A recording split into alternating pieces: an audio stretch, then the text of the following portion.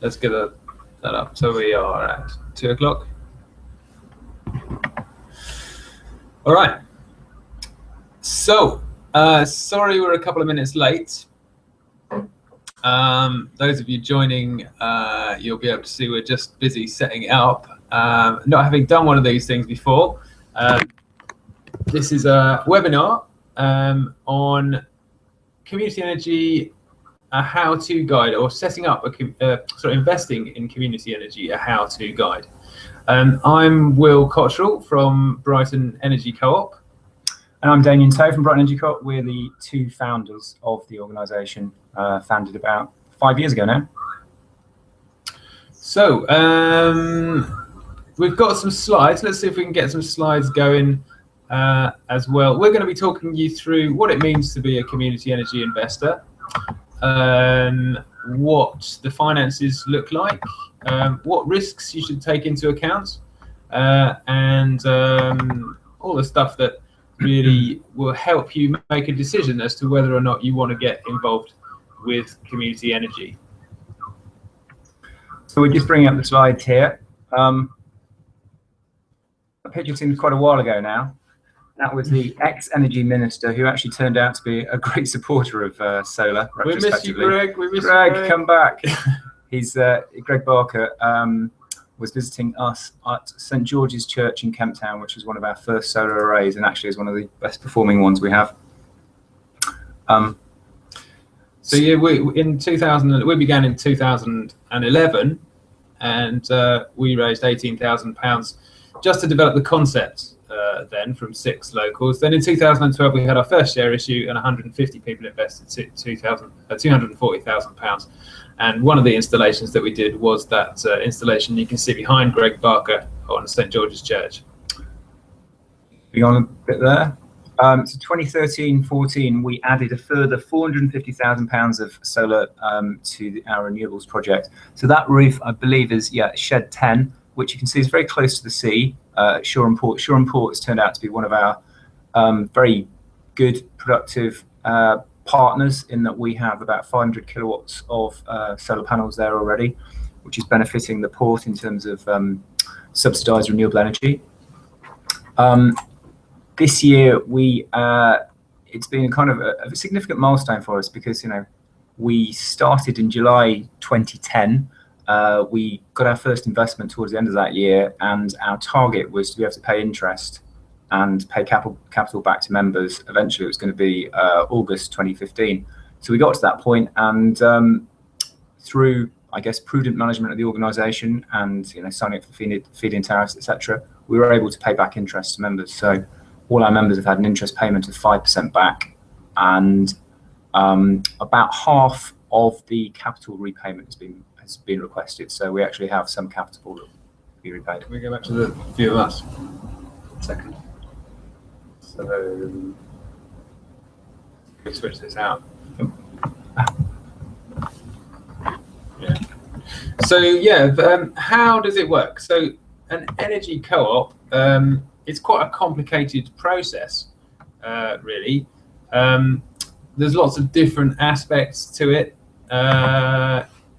and it varies from developing the project itself, which happens before anybody gets involved in terms of joining, right through to people joining and then building the system, whether that's a wind system or a solar system, and then through to operating and running it, which has complexities of its own. And then the end of the line is when we start paying back either members in the form of interest or in the form of a community benefit fund, which we're going to talk about in a little bit.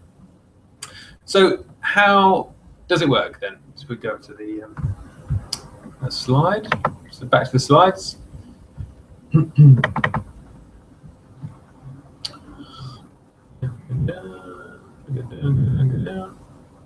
Okay, so as I said, oh, by the way, if anybody wants to comment or have questions on what we're talking about, then please email us on the email you can see at the top of the screen.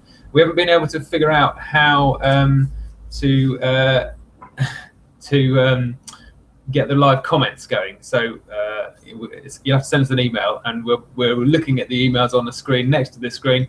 So we'll hopefully be able to pick them up and answer the questions as you come along. And of course, you can always contact us after the webinar anytime over the next week if you'd like to invest and benefit from the EIS tax relief. So a couple of you are emailing in saying you're not seeing anything. But if you can see something, obviously you are getting it all right. If not, then pressing refresh on your screen should work. And we'll see how we get on from there. Okay, so how does it work? So on the top left, you can see the organisation in its startup form. That's the form that we were in when we raised that first £18,000. We go out there, we look at roofs, or in the form, if it's a wind cooperative, they'll be looking at windy sites, assessing the potential, the wind potential, or the solar potential, or the water potential if it's a hydro scheme. And if they think there's if we think there's a viable project there, we'll then start to talk to a landowner or a building owner about whether or not we can use that site for the period of the system. So usually that's 20 years. So once that takes quite a lot of time, quite a lot of effort, but eventually there'll be a lease signed, hopefully, at which point the community can come in. That's where you come in. So once the lease is signed, we've got a project that's ready to go. We've got the landowner ready to go. Now we need to fund it.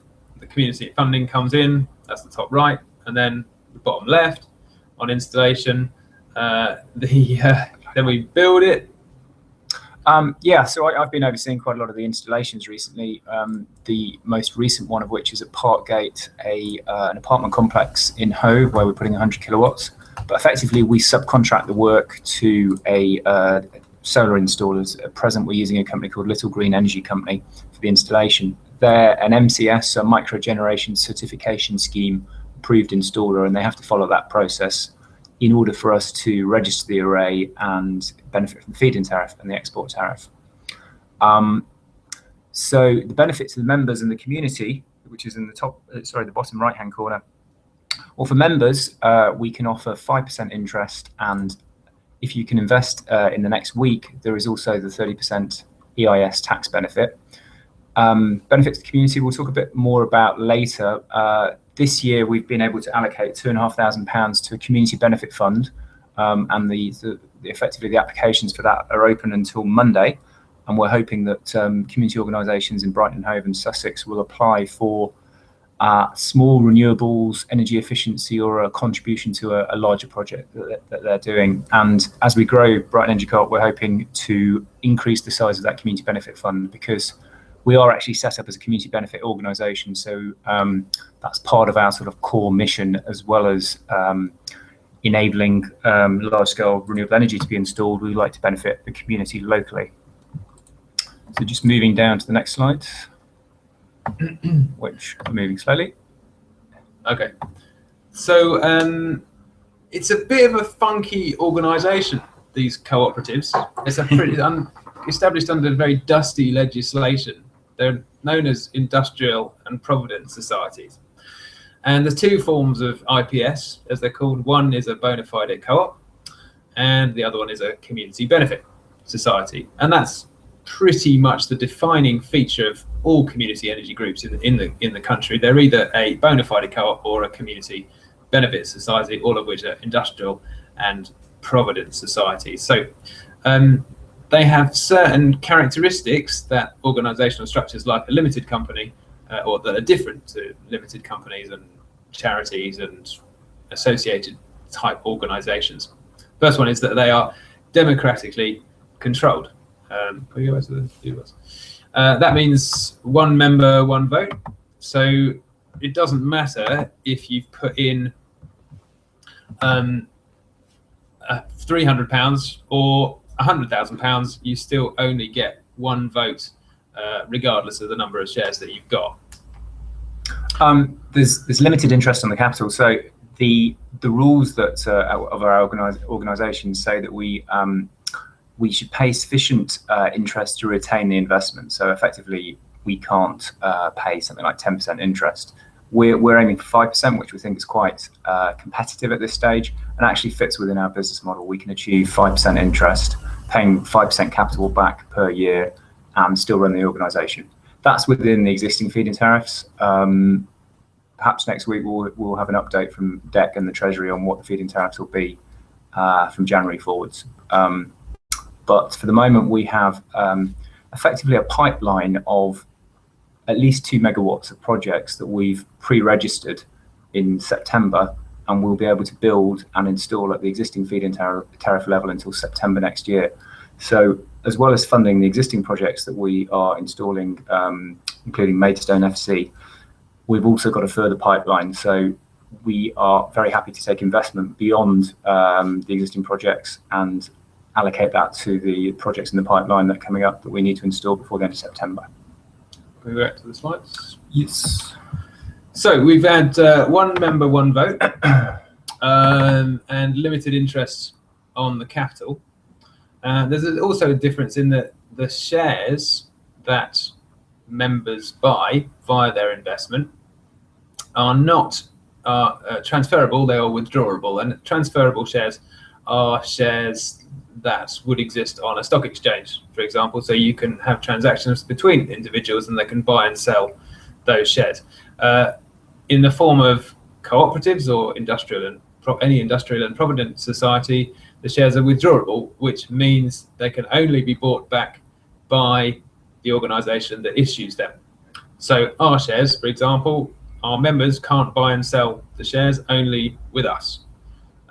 So that's a very different characteristic of ownership. The ownership can only be traded with the organisation that's owned.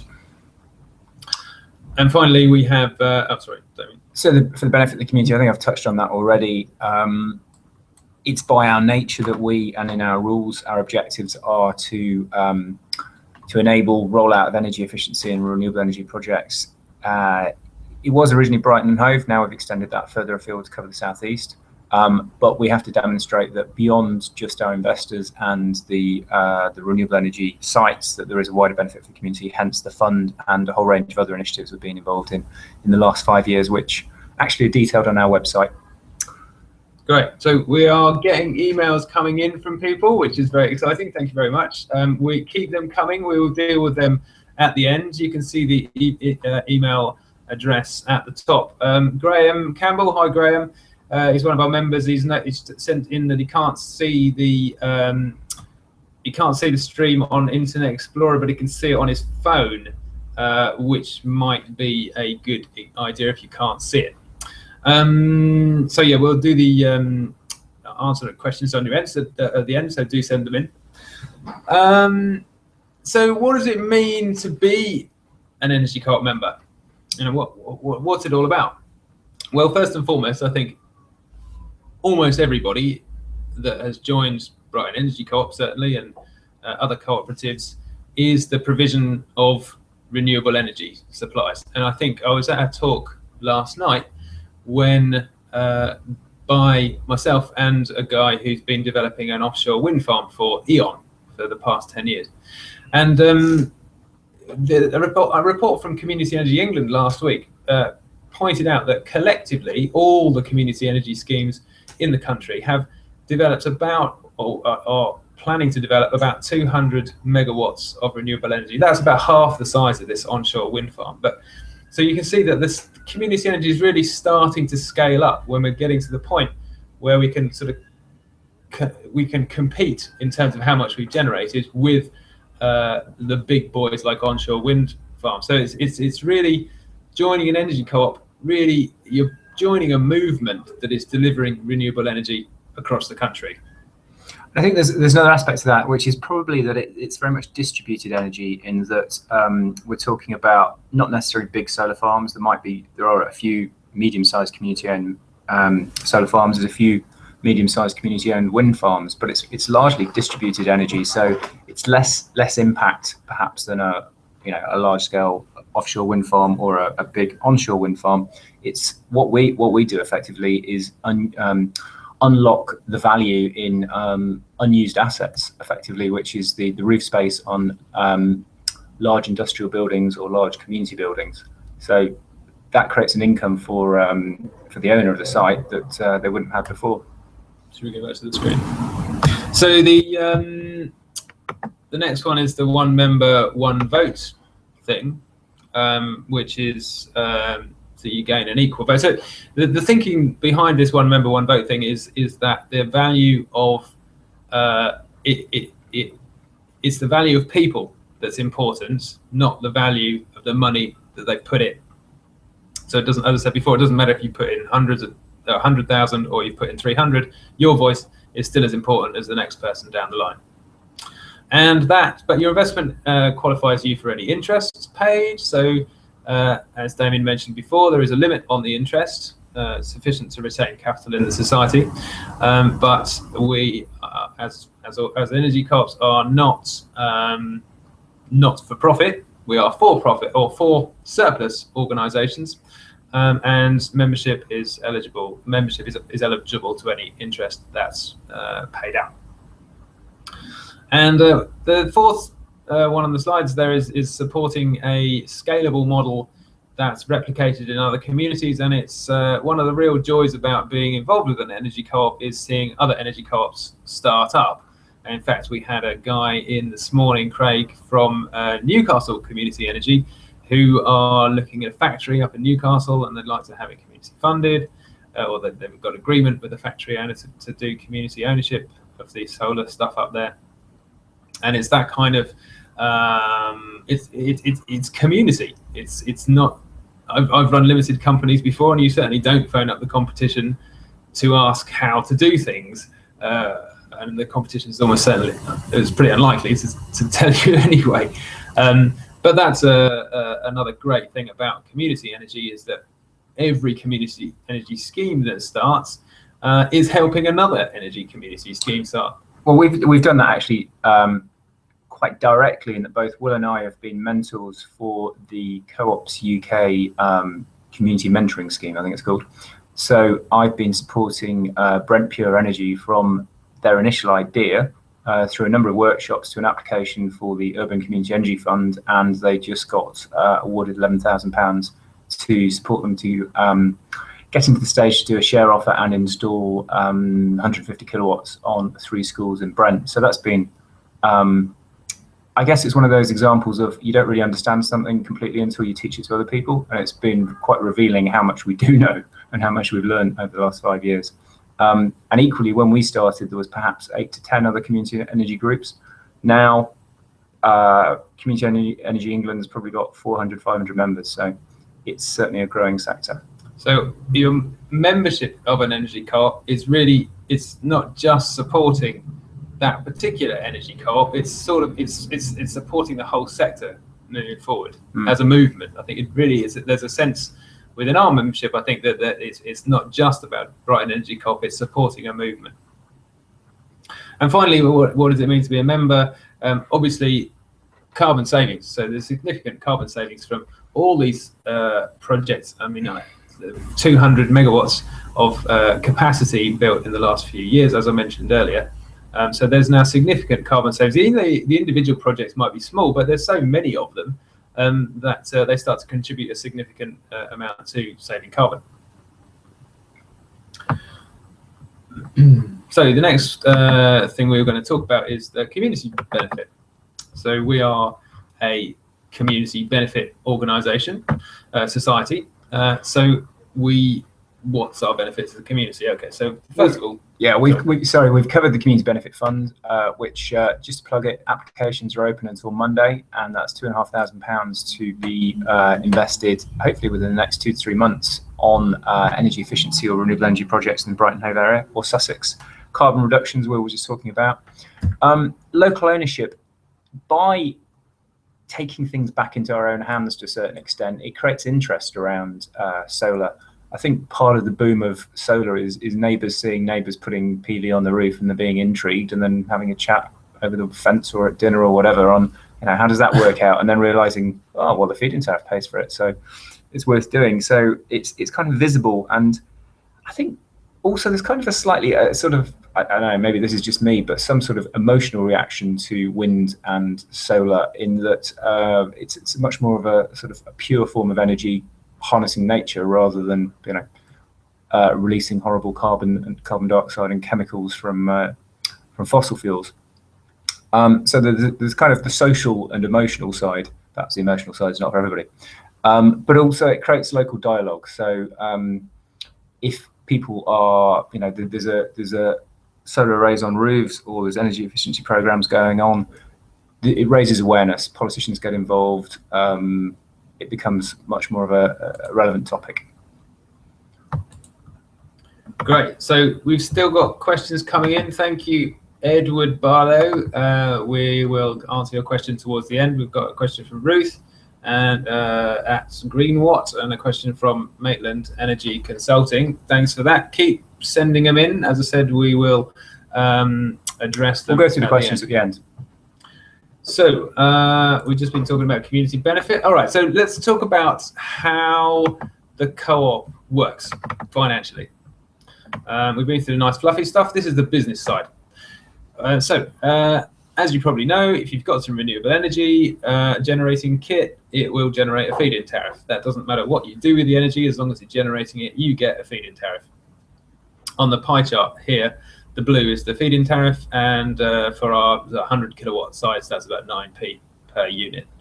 Also, you might sell, if the electricity is being used on site, you might sell that electricity to whoever's using it. So, for example, we sell our electricity to sites at about 5 to 6p per unit, like an industrial site or housing block, or so the benefit to the site is that they get cheap electricity, because as you'll know from your electricity bills, you're paying maybe 13p, 12p. So we're selling the same thing to the people who've got the stuff on the roof for substantially cheaper. And the other bit is, if they don't use the electricity, then it's exported into the national grid. So that, for example, we sell our electricity to Good Energy and OVO. So if you're a customer of Good Energy or OVO, then a little bit of your electricity is coming from our stuff, if you like. And for our business model, effectively, it doesn't matter too much to us whether we export all the electricity that's generated or whether the site uses it. Generally, it's better if the site uses some or a significant proportion, because it's a financial benefit to them. But we broadly get 5.5 to 6p per kilowatt hour for all the electricity that's generated. So taking the sort of 100 kilowatt model, 9 to 10p for the feed-in tariff and around 5 to 6p for the electricity sold or exported means we have broadly about 15p per kilowatt hour income stream. And but if you're a solar farm, an energy co-op with a solar farm or a wind situation, there's very little usage on site because the sheep probably don't use any electric. So it becomes much more important what the electricity exported to the grid rate is. You still get the same feed-in tariff, but the electricity goes into the grid. And that can fluctuate, as we've seen over the last few years. I think at the moment it's about sort of 5p that the grid's paying. So we get all that, the feed-in tariff, the export and the sales, and that provides us with an income stream. So next up is, what do we have to spend to maintain the system? And so we take the costs from the income to see what sort of surplus we've got. So these are kind of the, I suppose, the elements of our cost lines. Metering and monitoring of the sites, we have to, and the larger sites, pay for export metering, which allows us to know how much has been exported, but also how much used on site. And we also have a solution called Meter Online. For 25 pounds per site, we can monitor real-time performance of each array. Insurance, all of our arrays are insured for operation, for any sort of acts of God, public liability of £10 million, and I guess fire and theft. So effectively, they're covered from the point that the installer hands them over to us. Some of the costs, we do pay rents to the site, so that could be in in terms of a share of the electricity generated. Maintenance, we set aside, I think, is it £1 per kilowatt? I can't remember the metric, but effectively we're setting aside a fund each year for maintenance, which will be for both cleaning and checking the electrical performance of the arrays. We do have a metric for that.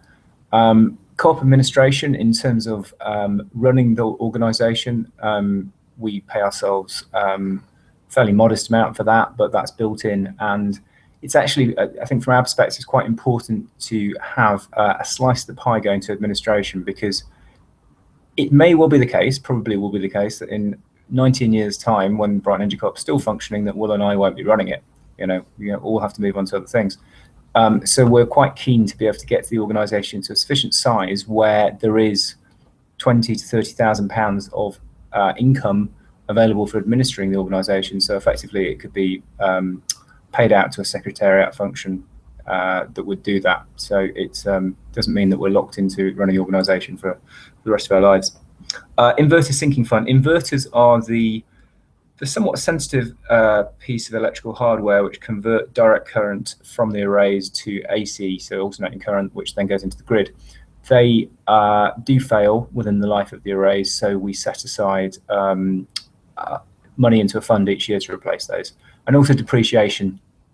An accounting sort of convention, I guess, but also the depreciation, which is 5% per year over the 20-year period, actually also equates to the amount that we pay out in capital, or we have available to pay out in capital per year. So that's something we'll probably touch on a bit later, but we do aim to pay out 5% of the overall capitalisation of the organisation per year to members, so that effectively all the money will be paid out after 20 years. Go back to the visuals. Okay, so we've got the income, feed-in tariffs, export revenue, and sales to sites. And we've got the costs, depreciation, and all the stuff that Damien has just gone through. So that, once we take the income off, the costs off the income, gives us a surplus. So what do we do with that surplus? So the first thing we do is to look, well, we've said in our share offer documents, and any energy co-op will also do it, is that we're going to pay you an interest rate. So for us, that is 5%. That might be different for other energy co-ops. So that's one aspect we do for the surplus. We go to the slide. The next bit, as Damien touched on, is paying capital back.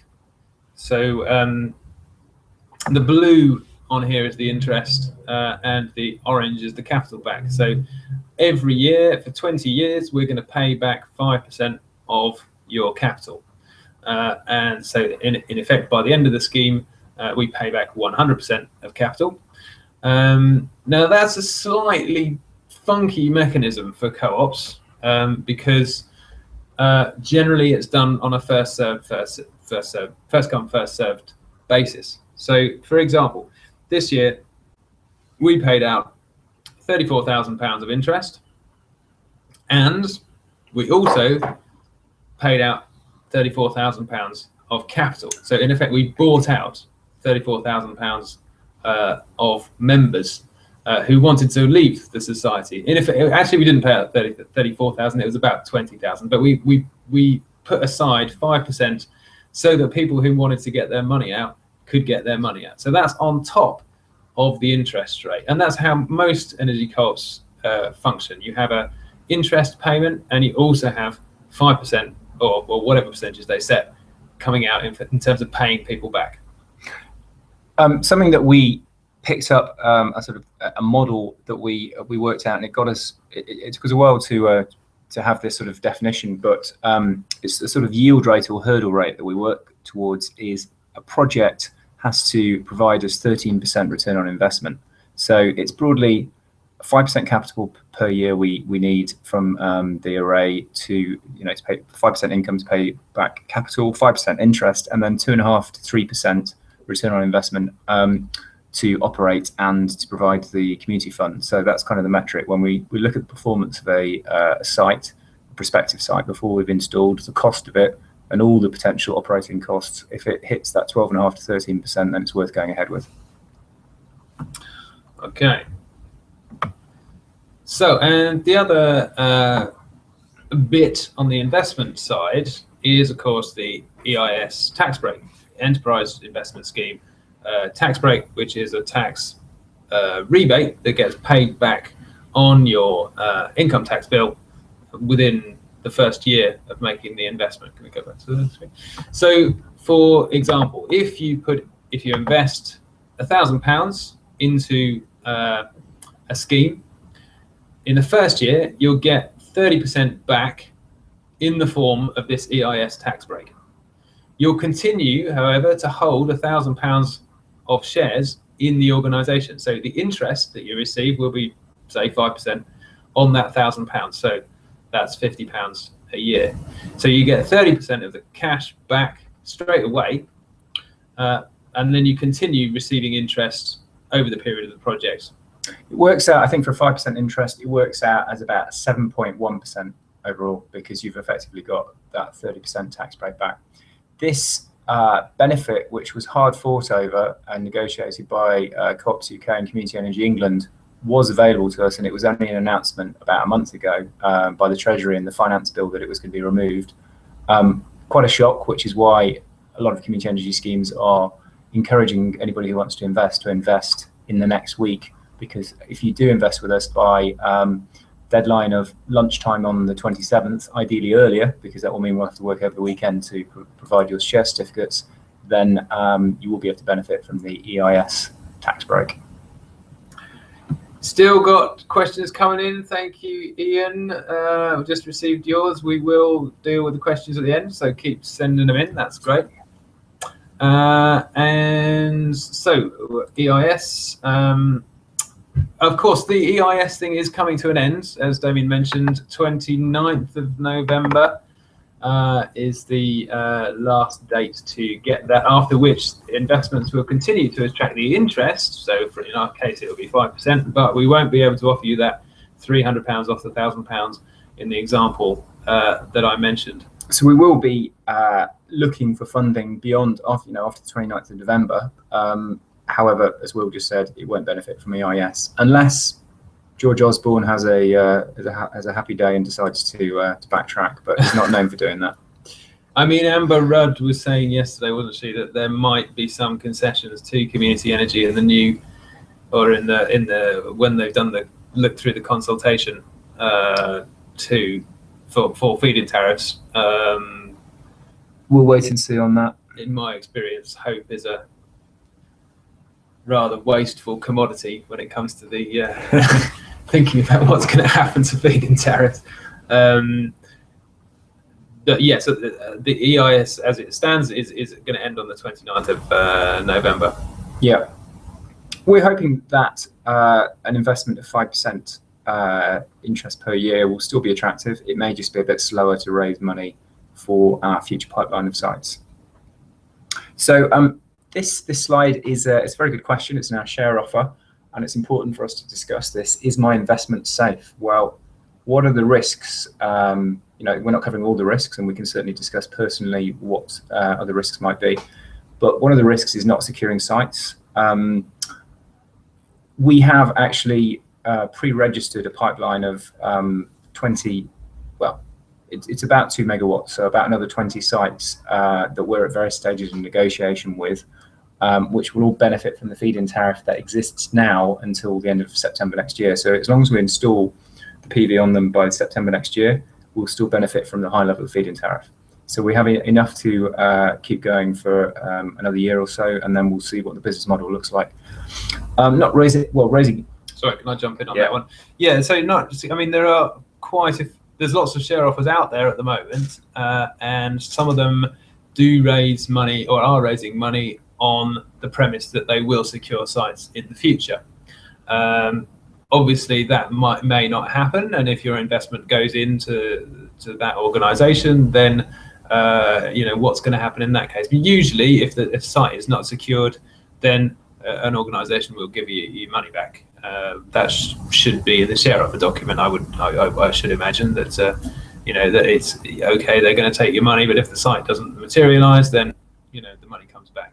And that's pretty much the same at the second point. If they don't raise enough money, If there's not enough money and the scheme doesn't go ahead, there's no reason why an organisation shouldn't give you your money back. It's quite rare, actually, for organisations not to raise the money. Community Energy has generally been very successful in raising sufficient cash. I'm aware of 2 that haven't hit their targets. But anyway, in the case of raising insufficient funds, the share offer document, which is an important document to read, should state what happens in that case. So another potential risk would be reductions in the feed-in tariff. We're not talking about going forward. We're talking about the feed-in tariff that we and anybody who owns a solar array has already locked into. Is there a risk that that will be cut retrospectively? We actually commissioned some work by the legal department at Brighton University 4 years ago looking at this, and their conclusion was that it was primary legislation, so it would take effectively to be debated and taken through the House of Commons in order for it to be changed. There's something like 700,000 solar arrays in the country at the moment, and probably at least 500,000 of them on domestic properties. That would be a very unpopular political move to cut and to save not very much money in the grand scheme of things, but to lose those 500,000 votes, who are probably influential people. So we don't feel you can never say 100%, but we don't feel that there's much risk of the existing arrays being the feed-in tariff being cut or reduced for existing arrays. In terms of project risks, well, that's something that we're very conscious of, and for the projects we're installing at the moment, we work through all these risks and mitigate them. Effectively, what are the risks? Well, we have warranties for the framing systems and for the panels. So we choose panels and framing systems that will meet the micro certification scheme and that have got a 5 to 10 year warranty at least. We have insurance in place, as I said, for both the installation but also the operation. Structural surveys, we ensure that we have a structural survey that says that the roof, well, we don't ensure that it says that, we ensure that we have a structural survey and we'll only go ahead if the roof is robust enough to actually hold a solar array, which actually aren't that heavy and most roofs can withstand it. We have leases with our sites, and I had the joy, if that's the case, of spending about 4 hours in a lawyer's office in Maidstone on Wednesday, going through word by word our lease to tweak it before signing with our new site at Maidstone United Football Club. I learned a lot about leases through that exercise, I must admit. And experience. We had, personal business experience before setting up Brighton Energy Co-op, and we've been doing this for 5 years. So actually, we're probably one of the more experienced groups out there, and being able to deliver interest and capital repayment as we promised, I think sort of indicates that. So on leases, I think the lease is as a fundamental document that sort of covers a lot of project risks. So things like what happens if the owner sells the building? What happens if they want to access the roof? What happens if they want to buy the system, the break clause? How much are they going to buy it for? What access is guaranteed for us owning the solar panels? All these kind of detailed sort of future-proofing the project is contained within the lease. Interesting to see recently that Carbon Leapfrog have produced a kind of generic lease for community energy schemes. If anybody's running a community energy scheme, have a look at the Pure Leapfrog website, because they've just launched that last week, and that will save a lot of hassle getting your own lawyer and working out what it is that you need within a lease. This is the kind of work that's been replicated by all community energy schemes so far, but Carbon Leapfrog have done that. And experience is important, because it's not a new project. It's obviously designed, but you don't necessarily know at the beginning what you are designing for. It's only when you've spent a few years running the system, knowing what might go wrong, knowing the issues that you're going to have, that you can actually build that into the new projects that you that you build. So I think experience can count for quite a lot when thinking about is this system going to be a robust system that I'm going to invest in. And I think also, as I mentioned, because we were one of the pioneers in this sector in the UK, we learned a lot of things the hard way or the long way. And it's been interesting from, as I mentioned, mentoring Brent Pure Energy from our first meeting in May, where they had an idea through to end of October, where they got an £11,000 grant. They'd formed an organisation, got directors, set up a bank account, etc., and have got sites. Well, that took us a lot longer than they did, and we were probably working on it more intensely than they did. But it was through accumulated knowledge passed on of best practice and shortcuts rather than learning the hard way. Okay, so we're getting towards the end of the presentation here. Thanks for your questions. We just had one from Mike Brooks. Thanks, Mike. We'll get that back to you in a minute. So finally, on the presentation side is regulation, and who's looking after your investments. A co-op or an industrial and provident society is different from a limited company in that it is not particularly regulated by the Financial Services Authority. They have some oversight of the general way in which the organisation is run, but unlike a limited company, for example, we are allowed to do a share offer and go public with the share offerings that we do without FSA oversight. Generally, that can cost about £50,000, so it's quite onerous for small organisations to do, which is why most community groups choose the IPS route. However, it's important to note that it's not regulated by the Financial Services Markets Act, and that the money you pay is not safeguarded by depositor protection schemes or dispute resolution schemes. So if you have further questions beyond any that we can answer, well, I suppose one point of call would be just to generally research Community Energy, look at Community Energy England's website, because there are a lot of us doing this already, but also have a quick chat with a financial advisor if you have one, and take their perspective on it. Okay, so finally, we do have a share offer open at the moment. We are building sites. We are building a site just up the road at the moment, which will finish at the end of this week. Next week we start on Maidstone United Football Club, 140 kilowatt system, and we have various other sites, as Damien mentioned, in the pipeline. If you're interested in getting involved, check out the website on the screen.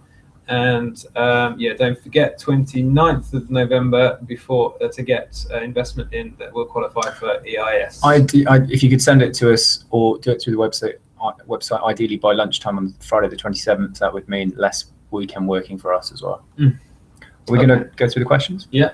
Okay. So let's switch off the slides. So we have Maitland Energy Consulting. That's Mark. Hi, Mark. Hi, my company is looking to fund a project like yours, but we're still hazy about the commercials, how the commercials work. Can you explain how it works? Yes. Well, I think hopefully we covered that in the presentation.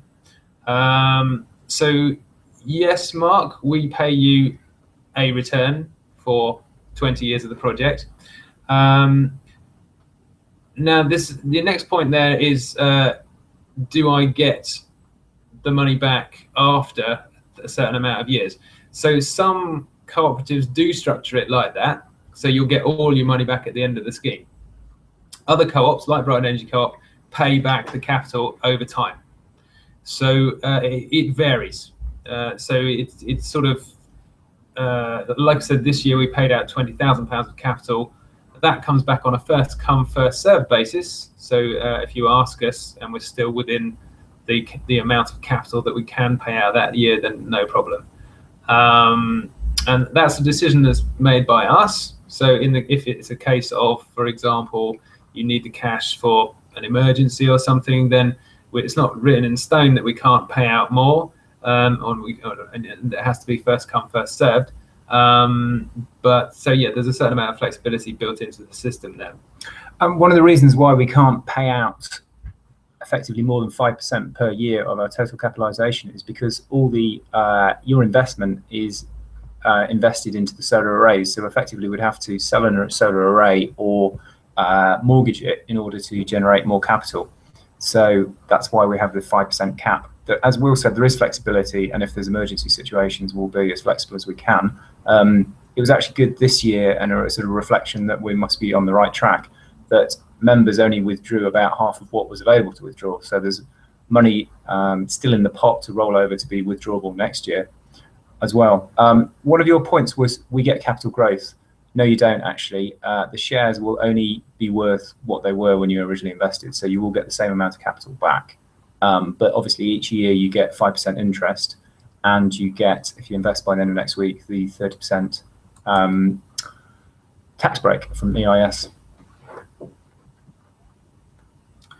Okay, hopefully, Mark, that answers your question there. Ian, you sent us a couple of emails. On the pie chart, should the blue bit be 60%, 9 on 50? Well, yes. I mean, it was meant as an example. I mean, it's sort of 9.98 on a 50 kilowatt with 10.71 actually, at the moment, where we've pre-registered. 50 to 60%. Well, yes, Yeah. around 60%, 66%, something like that. Yes, well spotted. Yeah. Okay, what else have we? Where were our questions? So Mike Brooks, hi Mike. Talking around looking at this. Are we involved in home energy storage and smart EV charging systems? No. We know quite a lot about them through other projects we're involved in, but we are not.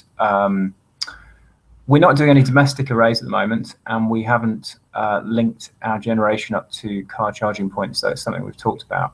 And if you are interested in domestic storage or use of the electricity generated by renewables, you might want to look at a friend's company, which is Power Diverter, because they effectively divert the electricity that's generated by the PV to heat your hot water. So have a look at that one, Power Diverter. I think on storage, it is possibly a new business model. I was looking at it this weekend. I mean, obviously Tesla has got a lot of publicity putting out its new battery, but for example, Bloomberg's, have a look at Bloomberg's report on the Tesla battery. It's technically great. It's £3,500 and ish, and there's how much benefit are you going to derive from the battery, and does that justify the £3,500? I mean, I did a quick sketch of a model on it, and it would seem it would take 30 years to pay back, and that's without any maintenance issues. And that's what Bloomberg said as well. It's very interesting, certainly a great looking battery, and prices will fall as they get that massive factory up and running. But at the moment, I personally was struggling to find the business case behind it. I think storage is probably, and we've got Elon Musk, who, if you don't know of Elon Musk, he's well worth Googling to see all the various projects that he's been involved in and businesses. You have somebody like him releasing the Tesla battery storage pack. But I think we're at the stage in storage where we were in 20 years ago with mobile phones, where they were inefficient, expensive, and very large. And that's probably the definition of storage at the moment. But if you think about where we are with mobile phones now, that's enormous amounts of motivation, rollout globally, and the functionality and technology has improved enormously. So that potentially is the journey that storage will go down. Edward Barlow. Hi, Edward. Thanks for your emails. I presume the current expected drop in FIT levels in January makes the current Brighton Energy Co-op unviable. Okay, well, first of all, it's important to note that we do have pre-accreditation or pre-registration of sites, so that the January FIT drop for those sites doesn't apply. We have a year to develop those sites. So going forward, we have a kind of protection of those sites that we registered, and we can continue to develop them. I think that your question, though, is probably, what's going to happen after January 1st to new sites? Effectively, the fit cuts are a 50% cut, not an 87% cut, because you get a feed-in tariff of, say, 10p, and you get an export rate of 5p, or a sales to the site of 5p. So you get 10p plus 5p, and that's your revenue, 15p at the moment. Say they cut fits to 2p, you still get the same export rate, or sales to site. So you've got 2p plus 5p, which is 7p. So we had 15p, now we go down to 7p revenue. So that's a 50% drop in revenue. Okay, can prices fall to accommodate that? I don't know. I think there's various bits in the price. There's kit costs. Kit costs are coming down 5-10% a year, something like that. There's balance of system costs, which are the soft costs in the system. You know, can those be reduced perhaps with a degree of vertical integration, so that people like us who are funding systems with the community, can we perhaps become solar installers and take the margin out of the installer margin out of the cost? Perhaps. You know, there's all these questions. I think we're just going to have to wait and see. We don't know, I think, is the answer. It's going to be carnage out there, I imagine. But it's all interesting to note that it was carnage 3 years ago when they cut the feed-in tariffs. I was looking at a government report, a Guardian report yesterday from 2012, which said, headline, 90% solar installations down 90%. That will happen again, and that's the nature of the boom bust of the industry, I think. Yeah. So what our immediate intention is over the next few months is we have more than double our existing number of arrays in the pipeline. We're working hard to take all those sites through the sort of qualification, structural survey, legal, commercial negotiation stage to the point where we can install. So we will be fundraising after the EIS benefit disappears throughout, you know, through to summer next year, and aiming to install as many arrays as possible. Hence, we'll be looking for further investment. And if we can get to 1.5 to 2 megawatts of assets, as I mentioned earlier in the webinar, we will have 20 to 30,000 pounds of income for an administrator to administrate Brighton Energy Corp. So, you know, that it will be a robust, resilient organisation with an income stream for the 20 years into the future. And as directors, and we have 3 other directors as well, we'll be looking at, you know, prudent investments with the right sort of risk profile that still work. It may not be in solar, it may still be in solar, maybe in storage, but we'll have strong foundations to look at other things. And if you know the business case stacks up, then maybe we'll do them. More questions? More questions. Ian again, does the admin costs cover legals for lease preparation and other costs to get an agreement out of the site?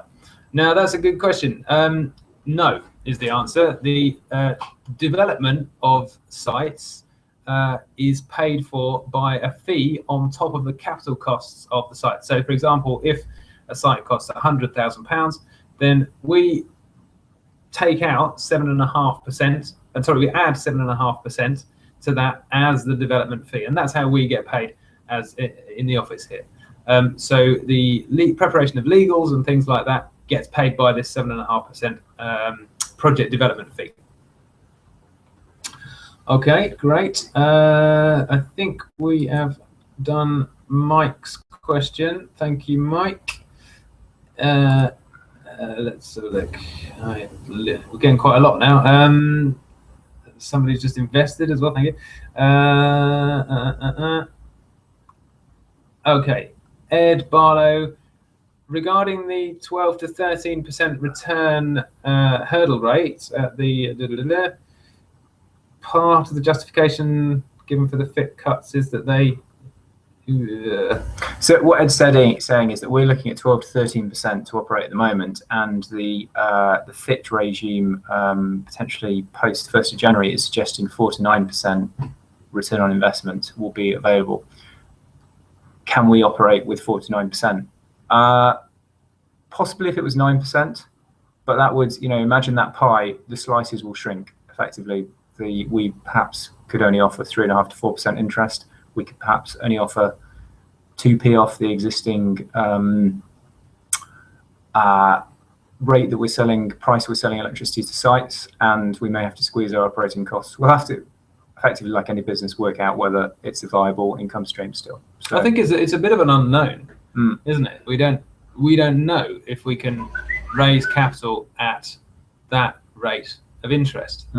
It's the market at the moment. The people like yourselves who are watching, who are interested in, perhaps investing in community energy schemes, are used to having EIS, for example, which obviously bumps things up.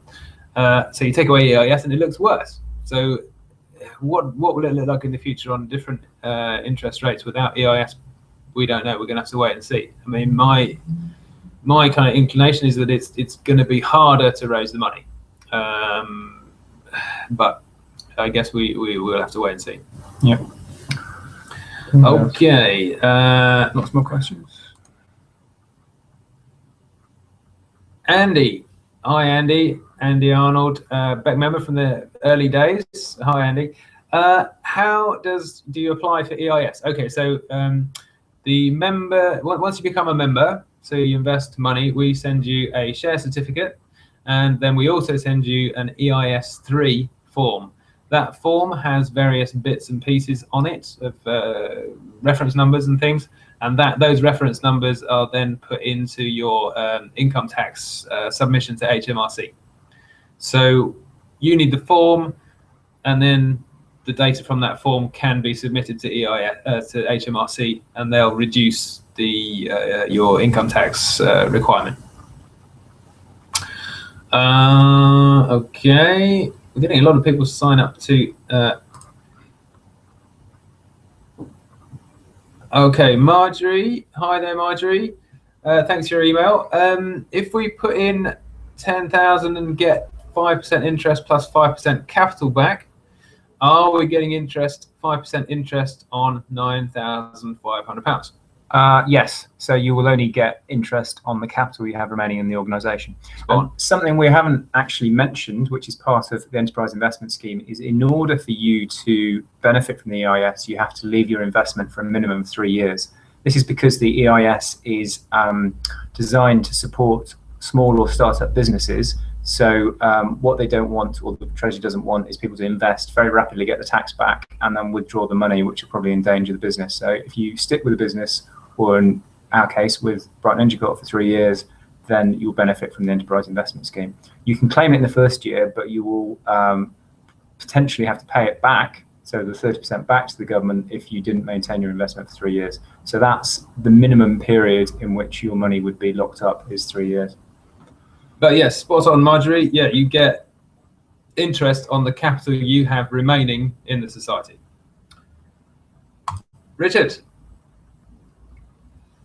did you mention a deadline for Monday for registering a new scheme? No, actually it wasn't. It was the 30th of September for pre-registration, so we've done all that. The deadline, what's going to happen on Monday is the autumn statement, and potentially we think the output from the feed-in tariff consultation is likely to be next week, because the reason for that is if DEC is going to change the feed-in tariffs on the 1st of January, which they were aiming to do, it seems, they would need 40 days for it to go through the legal processes. So 23rd, 24th of November is 40 days before the 1st of January. So next week could be a big week in terms of finding out what the feed-in tariff is like after the 1st of January, and therefore, beyond our existing pre-registered pipeline, what the business case may look like. Great. I think that's it. So we've got one more from Ian. Could you describe some relationship with our contractors and what proportion of the pipeline the contractors have committed to by contract? It's pretty ad hoc, actually, Ian. We're not under any particular, we don't need to do tenders or that kind of thing. I have seen other energy co-ops do official tenders. I don't really see why they would do that. But we're only committed to our installation or our contractors when we sign a contract at the beginning of a particular installation. So we don't have a framework agreement, for example, with anybody for a year to do everything. We have sort of vaguely looked into that in the past, but it's a site-by-site basis, and then we sign a contract with them when we pay the deposit on the installation. We actually work kind of in a somewhat reversed manner, in that it's almost like a reverse auction. We know the strike price or the installation price per kilowatt peak that we can afford. Oh, not here.